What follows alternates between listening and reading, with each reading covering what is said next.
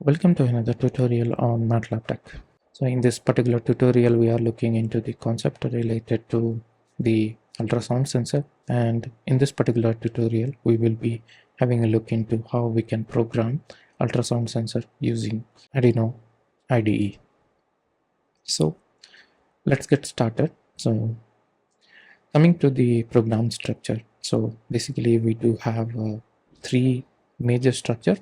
So first is the defining of the relevant variables. So second is to do the setup, and third is to do the looping configurations, which will just run at every sample time.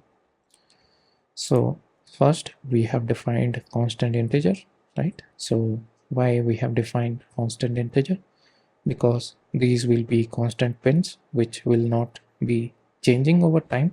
So in pin number 9 we have defined trigger pin. Okay, so here we are connecting the trigger of the ultrasound sensor to the pin 9 and to the echo pin of the pin 8, right? So 8 is the pin number present in the Arduino Uno, and here this is the variable that we are assigning it to. And we also have two more variables. So one is the time count. So we are basically counting the time. So total time is a variable which is basically in the format of long integer, and we also have an integer which is basically the distance, and we will be measuring the distance. As you can see below, the distance is in the format of integer, it is not in the format of points. Next we are doing the void setup. So in the void setup we need to define like which pin is input and which pin is output. So here we have defined our trigger pin is output for the Arduino board, and echo pin is our input for the Arduino board. And we also want some communication at 9600 baud rate. So because of that we have defined this, and along with that we also defined this looping statement. So let's jump into that and see like how the things works for this particular program every sample time. So first we have written the digital pin low, right? So the echo pin will be low because we don't want any echo pin to be turned on, because whenever it turns on, right, we will just measure the time, and based on that time we will be measuring the distance. Okay, so once you turn off the echo pin, so echo low, then we are waiting for 2 microseconds, and based on that we are dealing with now the trigger pin. So in the trigger pin we are just turning it on for 10 microseconds, because we already know that we need to send the 8 pulses, and those 8 pulses are of 40 kilohertz. That will happen only within these 10 microseconds.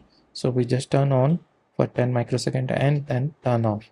So basically we sent a signal which is of 8 pulses of 40 kilohertz, and now we are waiting for the signal to come back, right? So whenever the signal is coming back, then it will turn on the echo pin, right?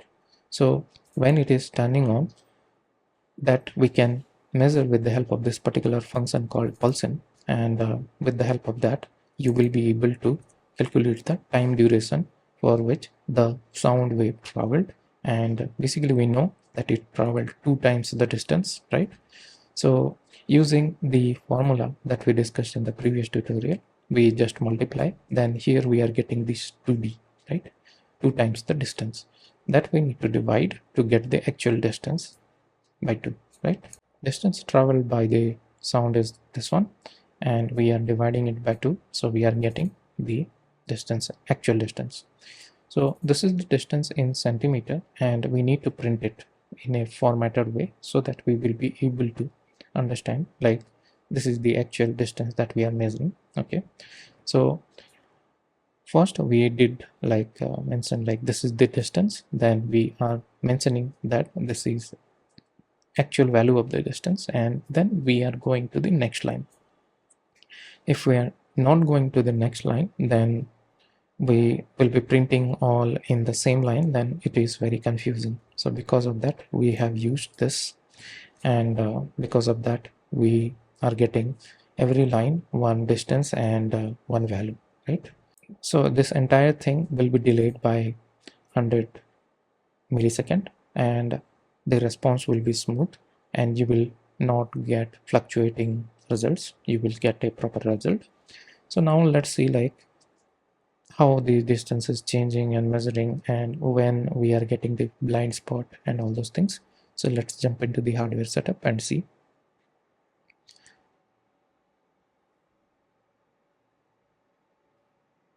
So over here we do have a object, and you can see the readings on the serial monitor when I'm putting it very close, right?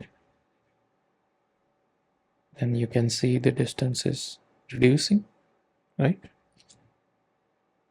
And when I'm reaching a defined point, right, then we are hitting the blind spot and the measurement is very high. So with this you can tell the object is very close, right?